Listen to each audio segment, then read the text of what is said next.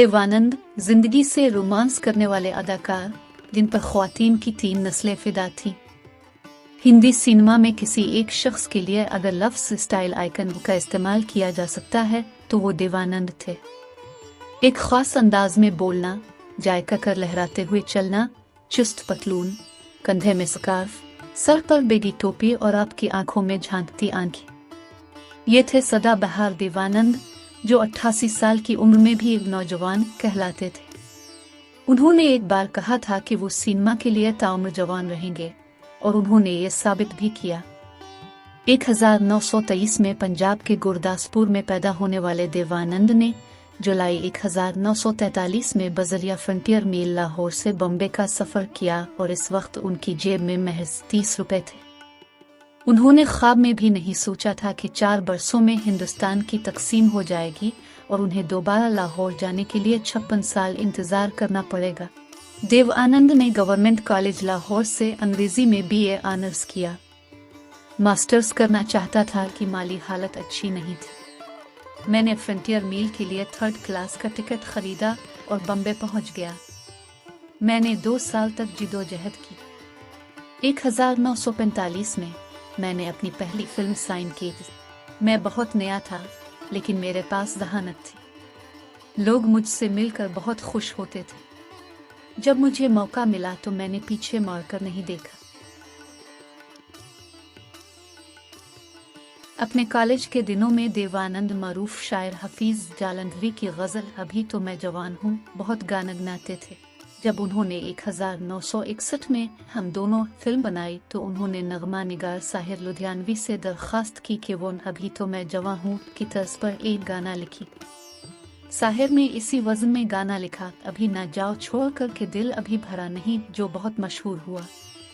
गुरु दत्त फिल्मी दुनिया में देवानंद के इब्तिदाई और करीबी दोस्त थे। एक दिन उन्होंने देव से वादा किया कि अगर मैं डायरेक्टर बन गया तो आप मेरे पहले हीरो बनोगे।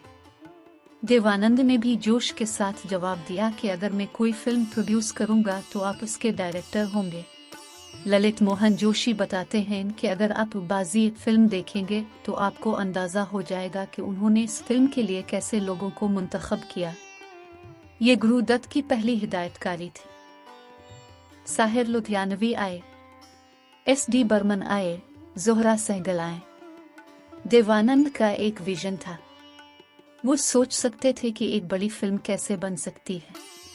देवानंद और सुरिया का इश्क बॉलीवुड की बेहतरीन मोहब्बत की कहानियों में से एक है, लेकिन ये दोस्ती शादी के मरहले तक न पहुंच सकी। देवानंद ने बम्बे के जोर बाजार से सुरिया के लिए एक हीरे की अंगूठी खरीदी, लेकिन सुरिया की नानी बादशाह बेगम को ये रिश्ता पसंद नहीं आया।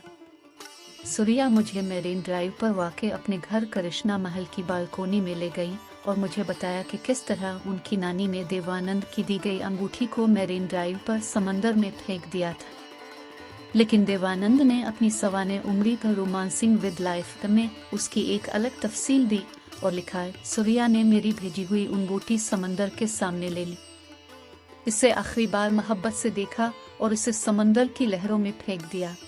फिल्म गाइड वक्त से पहले आ गई थी। देवानंद के करियर की बुलंदी पर फिल्म गाइड थी। RK नारायण के नावल पर मबनी इस फिल्म को पूरी दुनिया में पजीराई मिली और इसे ऑस्कर अवार्ड के लिए इंडिया की जानिब से भेजा गया। यह गाइड देव साहब ने 2 जुबानों में बनाई थी।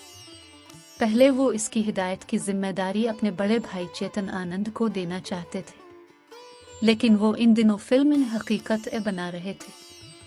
आखिर में उन्होंने अपने छोटे भाई गोल्डी आनंद को इसके लिए मुंतखब किया। उन्होंने कहा कि कहानी को दोबारा लिखना पड़ेगा क्योंकि फिल्म का मौजू इज़्दिवाजी जिंदगी के बाहर के ताल्लुकात पर मबनी है। उन्होंने यह स्क्रिप्ट दोबारा लिखा, इस पर फिल्म बनाई, जिसका इख्तिताम नारायण की किताब से मुख्तलिफ था। ये फिल्म अपने वक्त से बहुत आगे की थी। बार बार देखने के बाद लोग समझ गए कि देव साहब इस फिल्म में क्या कहना चाहते हैं। वहीदा रहमान ने हमेशा कहा कि उन्हें इससे बेहतर कोई फिल्म नहीं मिली। शुरू में RK नारायण भी इस फिल्म की शूटिंग पर नाराज थे, लेकिन जब उन्हें यह फिल्म दिखाई गई तो वो बहुत खुश थे। उन्होंने कहा कि तब ने मेरी कहानी जरूर बदल दी है, लेकिन यह भी अपने आप में एक शाहकार है। वहीदा रहमान ने देवानंद के साथ अपनी पहली फिल्म CID में काम किया था। दोनों ने कल 7 फिल्मों में काम किया। उन्होंने मुझसे कहा, वहीदा तुम मुझे सिर्फ देव कहो। मैंने कहा कि ये कैसे हो सकता है, आप मुझसे बड़े हैं, इतने सीनियर, इतने बड़े स्टार। उन्होंने कहा कि मैं अपनी लीडिंग लेडीज के साथ काम नहीं कर सकता अगर वो मुझे साहेब, मिस्टर आनंद कहकर पुकारें। लेकिन ये मेरी आदत थी कि जब भी मैं सेट पर जाती तो मैं उन्हें गुड मॉर्निंग मिस्टर आनंद कहती थी। देवानंद ने हिंदुस्तानी फिल्म इंडस्ट्री को बेमिसाल टैलेंट दिए। देवानंद ने शत्रुघ्न सिन्हा, जैकी श्रूफ, तैना मुनीम, तब्बू और जीनत अमान को मुतारफ कराया। वो मनुष्यात पर फिल्म बनाना चाहते थे, हरे रामा हरे कृष्णा।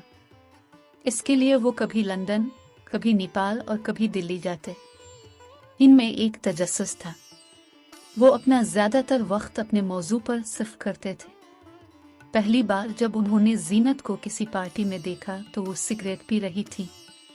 जब देव साहब ने जाकर उनसे हेलो कहा तो उन्होंने भी हेलो कहा और सिगरेट की पेशकश की। देव साहब ने बताया कि जब उन्होंने पहली बार जीनत अमान को देखा तो उन्हें लगा कि ये लड़की उनकी फिल्म में काम करेगी। बाद में देवानंद का जीनत अमान पर दिल आ गया था। उन्होंने अपनी सवाने उम्री और रोमांसिंग विद लाइफ में लिखा कि एक दिन मैंने महसूस किया कि मुझे जीनत से मोहब्बत हो गई। 1947 के बाद 3 अदाकार हिंदी फिल्मों पर छा गए, राज कपूर, फिर जीडी किंग दिलीप कुमार और देवानंद। दिलचस्प बात यह थी कि इस वक्त के वजीर-ए-आज़म जवाहरलाल नेहरू ने एक बार तीनों को अपने हमदू किया।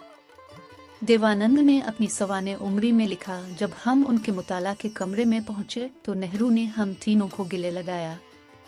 वो बीमार थे लेकिन जल्द ही मोड में आ गए।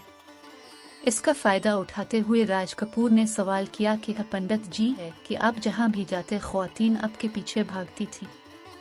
अपनी मशहूर मुस्कुराहट के साथ नेहरू ने कहा, मैं इतना मकबूल नहीं था जितने आप लोग हैं। देव ने पूछ लिया कि कब की शानदार मुस्कुराहट ने लेडी माउंटबेटन का दिल जीत लिया था, क्या ये सही बात है? नेहरू का चेहरा सुर्ख हो गया और उन्होंने मेरे सवाल से लुत्फ अंदोज होकर हंसते हुए कहा, मुझे अपने बारे में ये कहानियां सुनकर मजा आता है। दरमियान में दिलीप ने कहा, लेकिन लेडी माउंटबेटन ने खुद तस्लीम किया था कि आप उनकी कमजोरी हो। नेहरू ने हंसकर कहा कि लोग चाहते हैं कि मैं उन कहानियों पर यकीन कर लूं। मजीद मुफीद वीडियोस के लिए हमारे चैनल को सब्सक्राइब करें।